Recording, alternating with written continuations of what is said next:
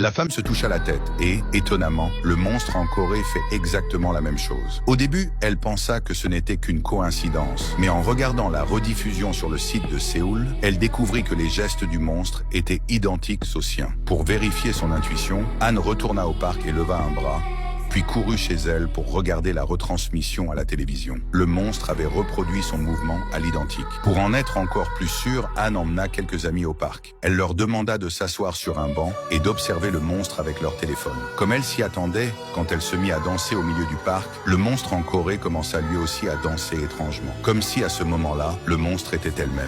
Mais ce n'était pas tout. Ses amis ont remarqué qu'il ressentait aussi une connexion physique. Lorsqu'un missile frappa le monstre, Anne ressentit une douleur aiguë à la taille et, se tordant de douleur, se mit à donner des coups de kung-fu. Le monstre, aussitôt, reproduisit ses mouvements. Ses amis n'en croyaient pas leurs yeux. Soudain, elle tomba au sol dans le parc. Mais cette chute provoqua l'effondrement de plusieurs gratte-ciel à Séoul, causant la mort de centaines de personnes. Pour éviter d'autres paniques parmi la population coréenne, Anne décida de retourner au parc. Elle voulait présenter publiquement ses excuses. D'abord, elle montra le sol du doigt, puis fit un geste pour demander à la foule de s'éloigner. Après s'être assurée que la zone était sûre, elle s'est lentement accroupie sur le sol et a écrit le mot « pardon », promettant de ne plus jamais apparaître là. Elle demanda aux gens de ne pas avoir peur.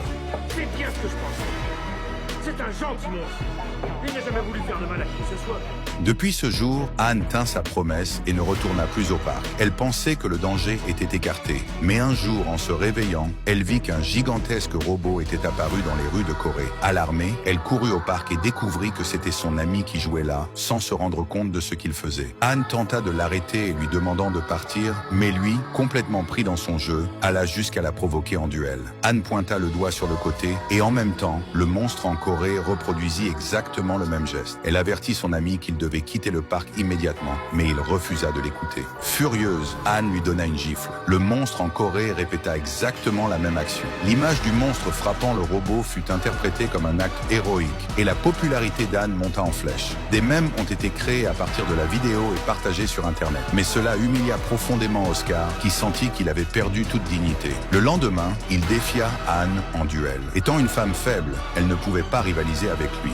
En quelques coups, elle tomba au sol, incapable de se relever. Oscar commença à la piétiner sans pitié. Anne ne pouvait que regarder, impuissant. Si cela continuait, toute la Corée risquait de disparaître de la surface de la Terre. Pour l'arrêter, Anne eut alors une idée audacieuse. Elle acheta un billet d'avion et s'envola pour la Corée. Pendant ce temps, Oscar continuait à s'amuser dans le parc sans se douter de ce qui allait arriver. Soudain, la Terre se mit à trembler violemment et avant qu'il n'ait le temps de réagir, le monstre apparut devant lui.